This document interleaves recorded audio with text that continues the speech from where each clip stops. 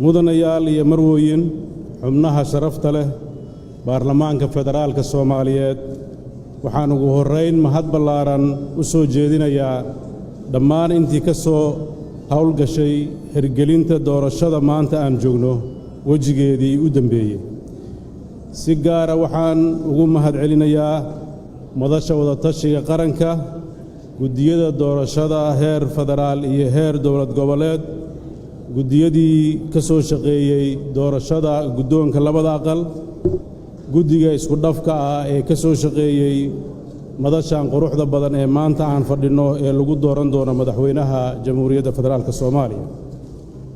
waxaan halkan uga mahad celinayaa sidoo kale ra'iisul wasaaraha xukuumadda federaalka Soomaaliya mudane Maxamed Xuseen Rooble mudanayaal iyo marwooyin aragti siyaasadeedkaygu waa inaan dhisno Soomaaliya oo nabad ah dimuqraadi ah oo heshiis ku wada nool oo leh dawlad ku dhaqanta dastuurka ixtiraamta nidaamka federaalka ee la isku raacay iyo in dadkeennu laga saaro faqriga si ay sharaf ugu noolaadaan aragti kaliya ma aha waa xuquuq ka raagtay ummadda Soomaaliyeed kamira dhalinteeduna waa waajib in wada saaran dhammaanteen 15 May waxaa gacantiina ku jira masiirka ummadda Soomaaliyeed oo 30 sano ka badan dhibana ahayd waxay u baahan yihiin oo aan idinka codsanayaa in aad igu taageertaan sidii aynu u gaarsiin lahayn amni buuxa adeeg bulsho iyo dawlad aamin ah waana aragtideeda siyaasadeed maanta waxaynu joognaa xilligii aynu dadkeenna u kala doori lahayn inay ku sii jiraan mugdigan iyo inaad igu garab siisaan sidaynu wada jir u dhisi lahayn Soomaaliya oo siyaasad ahaan dhaqaale ahaan xasiloon barwaaqo ah oo heshiis ku ah kuna xiran caalamka intiisa kale amnigu waa udubdhaxaadka aragtideeda siyaasadeed sababtoo ah dawladnimo waxaa lagu qiimeeyaa awoodda ay dawlad u leedahay inay sugto amniga xuduudaheeda iyo badqabka muwaadiniinteeda haddaan amni jirin dawladnimo iyo nolol ma jirto waxaa la joogaa xilligii aynu hanan lahayn amniga dalkeenna weligeenna kuma tiirsanaan karno deeqaha iyo taakulada beesha caalamka maanta qaybo badan oo dalkeenna ka mid ah waxaa ka taliya kooxaha argagixisada magaalooyinkeenni waxay ku joogaan kalsooni iyagoo si arxan darro ah oo aan kala sooc lahayn u laanaya dadkeenni Soomaaliyeed waxay cunaqabateeyeen iyo baad ku hayaan kobaca dhaqaalaha dalkeenna waxaa la joogaa xilligii ay shacabkeennu ka saari lahayn dhibaatada amni xumo oo aynu u dhisi lahayn ciidan tayo leh oo isku filan ka madax bannaan siyaasadda oo nabad waarta ka dhaliya dalkeenna waa waxa ugu yar ee dadkeenna muddada dheer dhibaatada ku jiray aan u qaban karno taasoo ah mas'uuliyad ina wada saaran maamulkaygu wuxuu siinayaa mudnaanta koowaad amniga qaranka iyadoo lagu samaynayo dubahabayn qaabka uu dhisan yahay amniga qaranka lana abuurayo istiraatiijiyad cusub oo amni qaran ah iyadoo lala kaashanayo dowlad goboleedyada in la dardargeliyo la dagaalanka lagana xoreeyo al-shabaab dhulka ay haystaan lana gaarsiiyo adeegyada bulshada sidii hay'adda NISA loo dhisi lahaa si waafaqsan sharciga una gudato waajibaadkeeda amni qaran gudaha iyo dibadda waxaa dubahabayn lagu samayn doonaa dhammaan ciidamada qalabka sida si waafaqsan shuruucda iyo xeerarka ciidanka si ay u gutaan waajibaadkooda ku aadan amniga qaranka isla markaasna si buuxda uga wareegaan ciidamada walaalaheenna ee ADMIS waqti ku habboon in la sameeyo siyaasad fadhida oo buuxda kuna qotonta la dagaalanka argagixisada taasoo ay qayb ka noqonayaan dawlad iyo bulsho isla markaasna meesha looga saarayo sharwadayaasha al-shabaab wax waa laga qaban karaa argagixisada haddii lala yimaado qorshe siyaasadeed sax ah hogaamin ciidamada oo tayo leh siyaasad daacad laga yahay waa macquul waayo Puntland ayaan ka qabtay hawshan hal sano gudaheed waxay xukuumaddeedu ku samaysay dibahabayn ciidan amniga Puntland si loo sameeyo ciidan tayo leh oo la dagaalama argagixisada iyo amni darrada dad badan ayaa aaminsanaa in argagixisada magaalooyinka aan laga sifayn karin waase suuragal waxaa caddayn u ah magaalada gaalkacyo waxaa magaaladaas hoy u ahaan jirtay argagixisada al-shabaab waxaa masiibada ka dulqaaday magaalada ciidamada amniga puntland iyagoo kaashanaya maamulka iyo ciidanka galmudug taasoo sababtay in magaalada gaalkacyo amni buuxda ku nooshahay labada dhinac dib u heshiisiinta amni buuxa lama heli karo ilaa la helo dib u heshiisiin siyaasadeed oo dhab ah siyaasaddeennu waa mid ku salaysan tartan u dhaxeeya guul iyo guuldarro siyaasaddeennu waa mid ku jirta giraan loola siyaasaddeennu waa mid ku jirto giraan loomana baahan yahay in aynu ka korno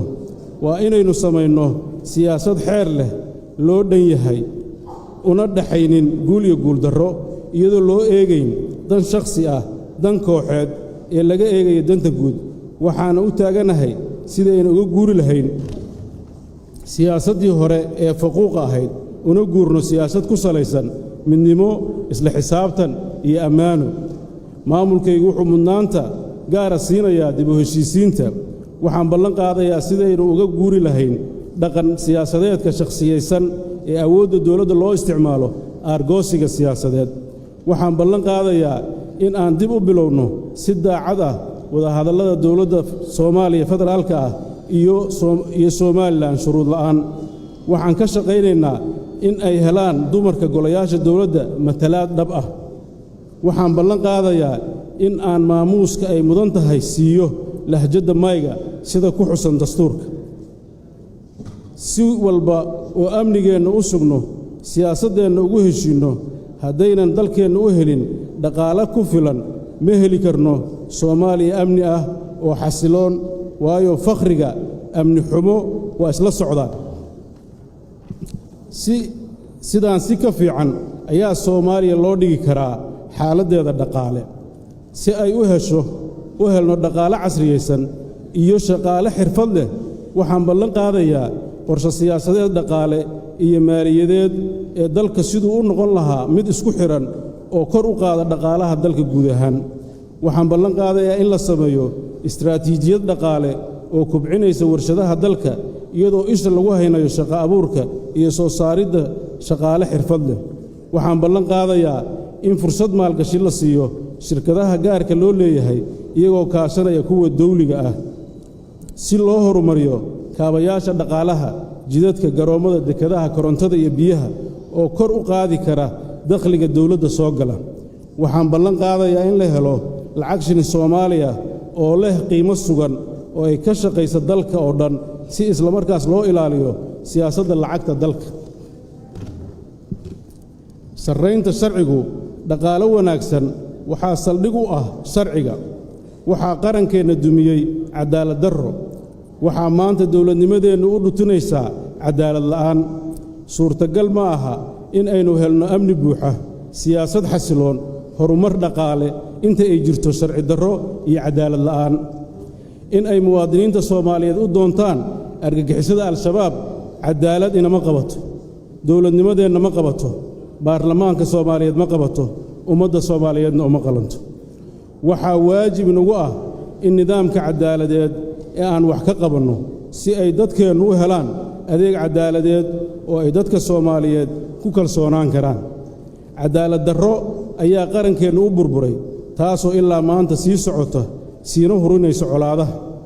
maamulkaygu wuxuu mudnaanta koowaad siinayaa majaalka caddaaladda waxaana ku samayn doonnaa dib u habayn dawlad aan lahayn maamul wanaagsan ma bixin karto adeeg caddaaladeed oo laysku hallayn karo muwaadiniinteennu waxay u baahan yihiin dawlad ammaan ah oo ay la xisaabtamaan doorashooyinku waxay ka turjumayaan rabitaanka shacabka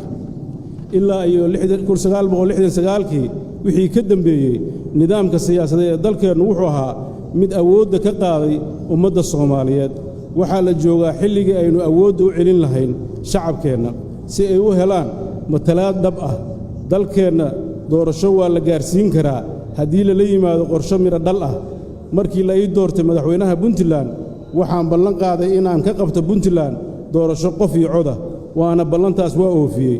waxaa indhahayga ku arkay sida dadka Soomaaliyeed ugu hamuun qabaan inay doortaan madaxdooda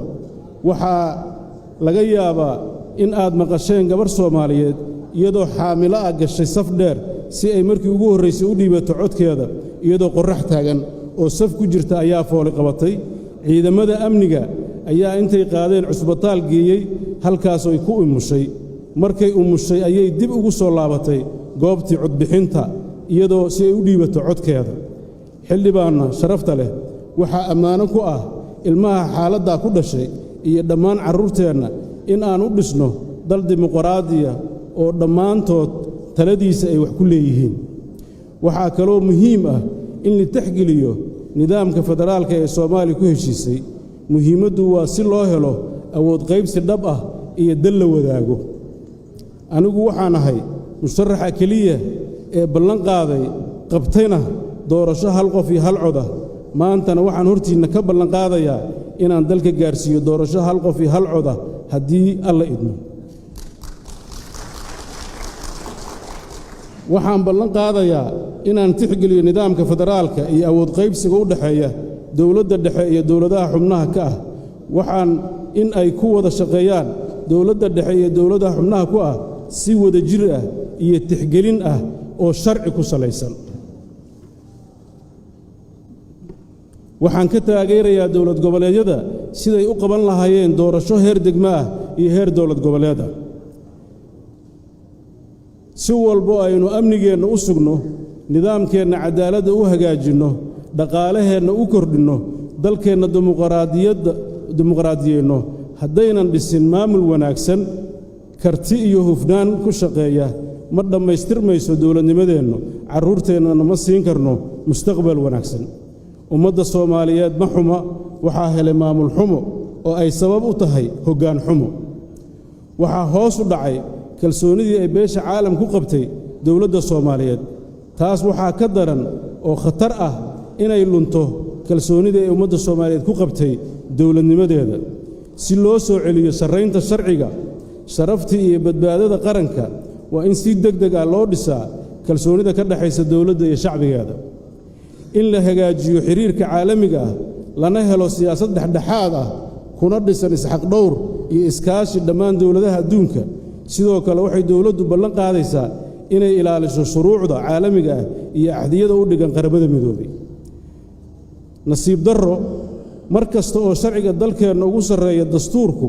wuxuu ahaa mid la jebiyo ama ay ku gaboodfalaan kuwii ahayd inay ilaaliyaan sanadkan waxaa la joogaa 10 guuradii ka soo wareegtay dastuurka waxaan ballan qaadayaa in aan dardargeliyo sidii loo dhammaystiri lahaa dastuurka waxaan wax ka qaban doonaa waxbarashada ubadkeenna oo inta badan waxaan aad u dul istaagi doonaa arrimaha caafimaadka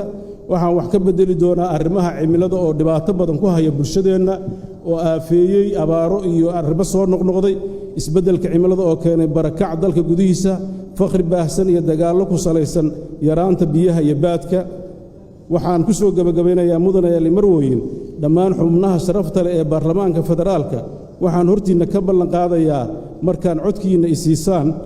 haddii alla idmo inaan mas'uuliyaddaas aad igu aaminteen aan u guto si daacadnimo leh oo waafaqsan shareecada islaamka iyo dastuurka dalka sidoo kale markii aad i doorataan waxaan ballan qaadayaa inaan wax ka bedelo duruufaha nololeed ee mudanayaasha labada aqal taasoo aan ogahay in dib weyn ka haystay mudanayaashii golayaasha idinka horreeyey mudanayaal iyo marwooyin ugu dambayn xildhibaanada iyo senatorrada sharafta leh waxaan si xusbad iyo qadarin leh ugu dheehantahay idinka codsanayaa in ay siisaan codkiina iguna aamintaan masiirka dadka iyo dalka Soomaaliyeed iguna xisaabtataan mas'uuliyadda sida ku cad dastuurka